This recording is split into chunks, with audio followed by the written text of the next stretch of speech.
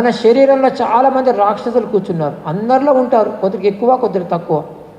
వేరే రాక్షసులు కామ క్రోధ లోభ మోహ మద మాత్సర ఈర్ష స్వార్థము ద్వేషము, ఇవందరూ రాక్షసులే కదా. మంచిగా లోపల తిష్ట వేసి కూర్చున్నారు. వీళ్ళు పొమ్మంటే పోతారా బయటికి? రోజువాడి బోండాలు బజ్జీలు మైసూరు అన్నీ తిని పెడుతున్నాం మనము, పోతారా పొమ్మంటే?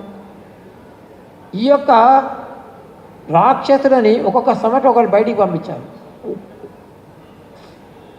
ముఖ్యంగా ఈరోజు పిల్లల లోపల ఎంత స్వార్థం పెరిగిపోయిందంటే అసలు ఊహించలేం మనం.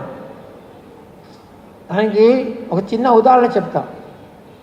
ఒక చిన్న చేప తల్లి చేపతోటి చిన్న మడుగులో ఉందంట. ఆ చిన్న చేప అడిగిన తల్లి చేపని, అమ్మ మనం ఎందుకమ్మా చిన్న మడుగులో ఉంటాం, ఇంతమంది బయట తిరుగుతున్నారు కదా, మనం కూడా బయటికి పోదామనిందంట. తల్లి చేప చెప్పింది మనం ఫిష్, వాళ్ళు సెల్ఫ్ ఫిష్ అని చెప్పిందంట. వాటికి తెలిసిపోయింది ఎంత స్వార్థపరులమో.